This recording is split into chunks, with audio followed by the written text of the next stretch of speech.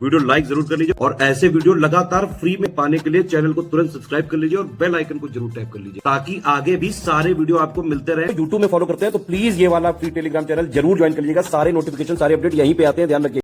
Hello everyone, welcome to study for civil services. I am Ichchha Mishra और ये video series हमारी UP PCS mains के most important questions की चल रही है।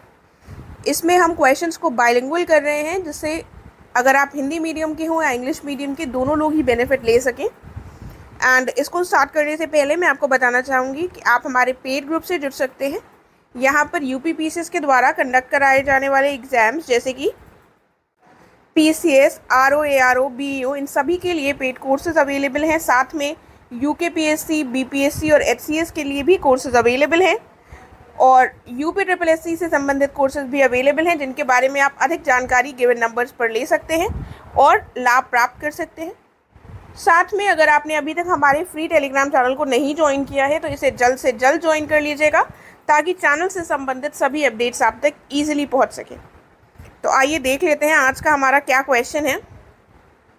क्वेश्चन है, in spite of the constitutional division of powers, centre state disputes have been a part of Indian democracy, discuss. शक्तियों के संवैधानिक विभाजन के बावजूद केंद्र राज्य विवाद जो है, केंद्र और राज्य के बीच में जो विवाद है, ये भारतीय लोकतंत्र का हिस्सा रहे हैं। इस पर चर्चा करनी है। तो आपको ये पता है कि कॉन्स्टिट्यूशन में हमारे सेंटर और स्टेट के बीच में डिवीजन किया गया है पावर्स के लिए, ठीक है। पावर्स का डिवीजन है दोनों के बीच में। पार्ट 11 जो है कॉन्स्टिट्यूशन का, वो डायरेक्टली इसी से डील करता है। साथ में हमारे कॉन्स्टिट्यूशन की जो 7th शेड्यूल है, ठीक है, ये दोनों ही डील करती हैं हमारे डिवीजन से संबंधित है, स्टेट और सेंटर के पावर्स के।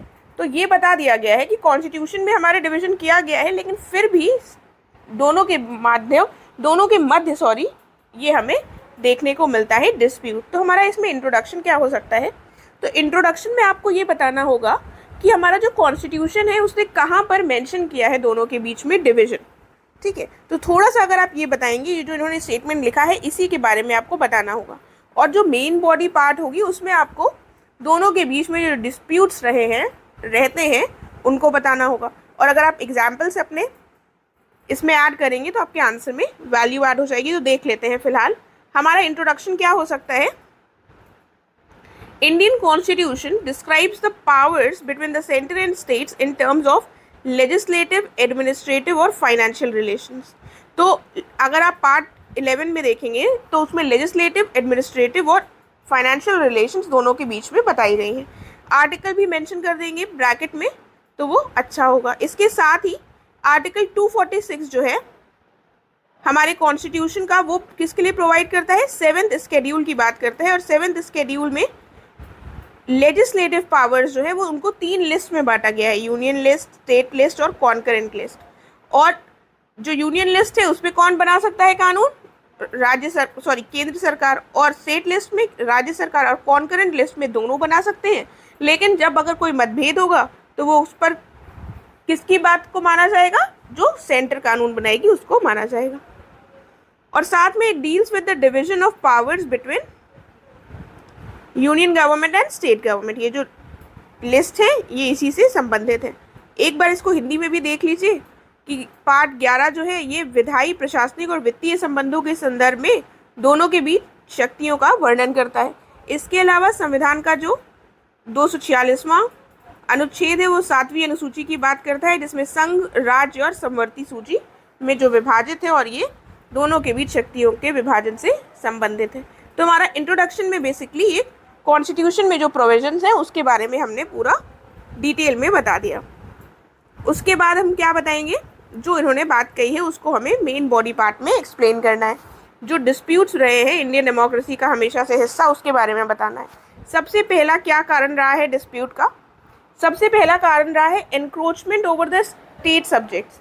यानी कि कई बार हम ऐसा देखते हैं कि जो केंद्र सरकार है वो जो राज्य के अंतर्गत आने वाले विषय हैं उन पर भी अपना कानून बना देती है, जबकि उस पर बनाना किसको चाहिए? सही मायनों में बनाना उस पर राज्य सरकार को चाहिए।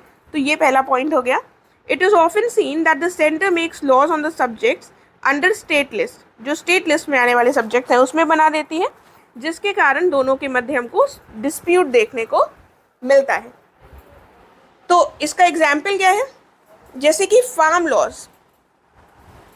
लॉज जो है इनका एनैक्टमेंट भी इस एनक्रोचमेंट को दर्शाता है। जो फार्म लॉज बाद में वापस ले लिए गए थे, लेकिन इसमें कहा गया था कि एग्रीकल्चर जो है ये स्टेट लिस्ट का सब्जेक्ट है और उससे एसोसिएटेड जो सब्सिडियरी एंटरप्राइजेज हैं ये भी स्टेट सब्जेक्ट के अंतर्गत आते हैं और इस पर केंद्र सरकार ने कानून बनाया है, तो इसको इसका उदाहरण माना जा सकता है। दूसरा पॉइंट क्या है, देखिए एक और एग्जाम्पल क्या है कि कोविड-19 पैंडेमिक के दौरान डिजास्टर मैनेजमेंट एक्ट 2005 जो था इसको लागू किया गया था और इसके अंतर्गत सेंट्रल गाइडलाइंस जो थे वो राज्यों पर बाइंडिंग थे, यानी कि बाध्यकारी बना दिए गए थे, जबकि हम देखते हैं कि जो पब्लिक हेल्थ का मामला है वो स्टेट सब्जेक्ट के अंतर्गत आता है। तो इसी कारण हम एक बार फिर से इस एग्जाम्पल के माध्यम से एनक्रोचमेंट देखते हैं सेंटर का स्टेट सब्जेक्ट्स में।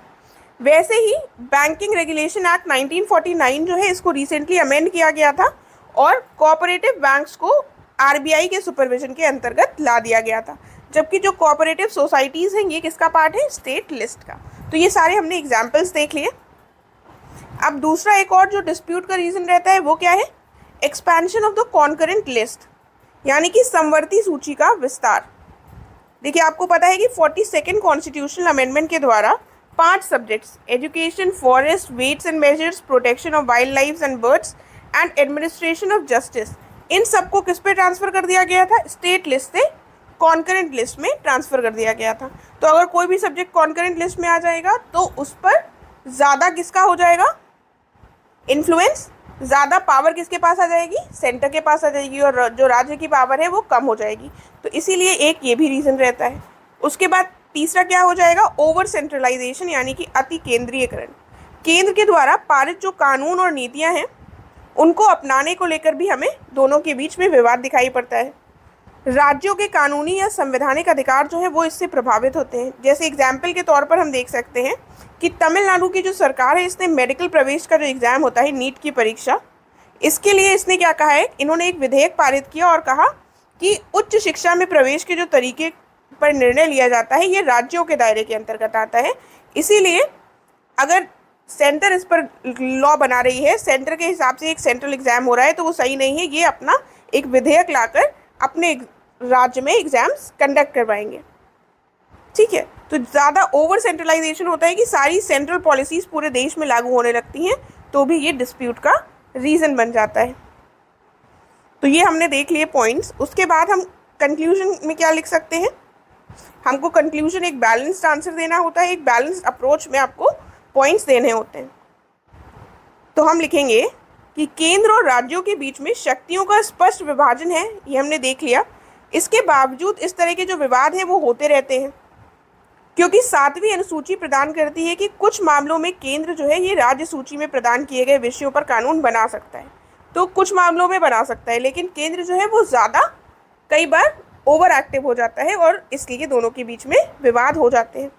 हालांकि जो भारतीय संविधान है इसका जो अनुच्छेद 131 है इसके तहत विवाद समाधान का प्रावधान किया गया है और इसके अंतर्गत हम कहाँ जा सकते हैं, सुप्रीम कोर्ट जो है वो सेंटर और स्टेट के जो डिस्प्यूट्स हैं उनको सुलझा सकता है।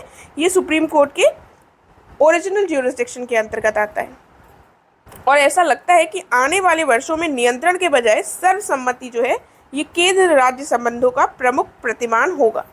तो इस आर्टिकल का प्रोविजन भी है हमारे कॉन्स्टिट्यूशन में डिस्प्यूट रेजोल्यूशन का, जिसका इस्तेमाल किया जा सकता है। और आने वाले वर्षों में क्या किया जा सकता है कि कंट्रोल के बजाय कंसेंसस, सर्वसम्मति को बढ़ावा दिया जाना चाहिए, ताकि दोनों के बीच में जो डिस्प्यूट्स हों उनको सुलझाया जा सके, राइट। तो इस तरह से आपका एक बैलेंस्ड कंक्लूजन हो सकता है। आई होप आपको समझ में आ गया होगा। अगर आपको कोई डाउट है तो आप पूछ सकते हैं कमेंट करके। अब हम मिलेंगे नेक्स्ट वीडियो में। Thank you so much.